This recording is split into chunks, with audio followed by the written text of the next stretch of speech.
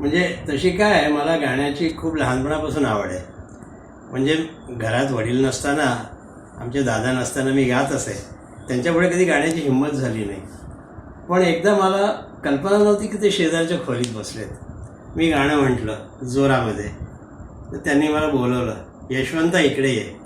मला म्हणे, तू गाणं म्हणत होतास? मी म्हटलं, मी घाबरत हो दादा, मी गाणं म्हणत होतो. अरे वा, किती छान गाणं म्हणतोस तू. मी म्हटलं, वा वा दादा, तुम्ही आज कौतुक करताय माझं. काय? तू म्हणे असं कर, रेडिओवर गायला सुरुवात कर. तर मी म्हटलं, काय म्हणता, रेडिओवर गाऊ का? त्यामुळे निदान रेडिओ बंद तरी करता येतं. तरी पण मी माझी हिंमत हारलो नाही. आमच्याकडे वरती आपल्या मंडळाची सभासद स्वाती अमित ठोसर, ती राहत होती. तिच्याकडे एक छान हार्मोनियम होता.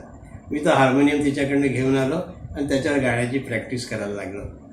तर त्यावेळेला काय बडोद्यामध्ये काही कार्यक्रम होता आणि त्या निमित्ताने अन्नू मलिक आले होते, संगीतकार.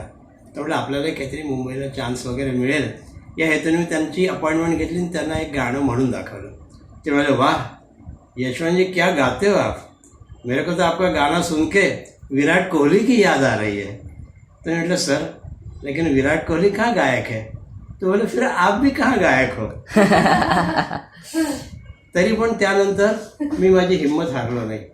कारण एकदा काय झालं की माझे 2-3 मित्र जे खास होते ते म्हणे, यार तुला गाण्याची आवड आहे ना, तर तू असं कर, आमच्याकडे रात्री 12 वाजता ये. म्हणजे मग काय, आपण गाण्याची मैफिल ठेवू, तू गा. मी म्हटलं, बरोबर आहे यार, पण रात्री 12 वाजता मी येऊ, 1-2 वाजेपर्यंत गाणी मैफिल चालेल, तर मग आजूबाजूचे तुझे शेजारी काय म्हणतील रे? त्यामुळे त्यांची नको काळजी करू रे, त्यांची कुत्री अशी रात्रभर भुंकतच असतात. आता हे सगळं होत असलं तरी मी माझ्या मनाची हिंमत कधी मी डाऊन होऊ नाही दिली. नाना प्रकारचे कॉम्पिटिशन्स टी व्हीवर, सारेगामा, लिटल चॅम्प्स, नंतर मग काय ते तुमचं ते असे सगळे प्रोग्राम्स चालू असतात.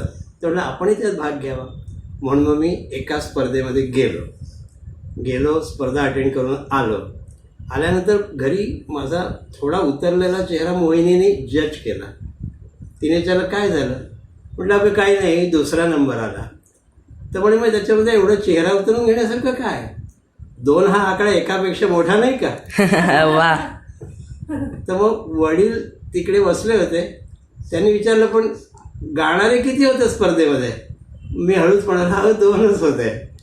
तर म्हणे, अच्छा, मग पहिल्याने ज्याला पहिला नंबर मिळाला त्यांनी कोणतं गाणं म्हटलं? तुम्ही म्हटलं, त्याला गाणं म्हणूच दिलं नाही, माझं गाणं ऐकलं आणि त्यांनी त्याला पहिला नंबर देऊन टाकला. नमस्कार.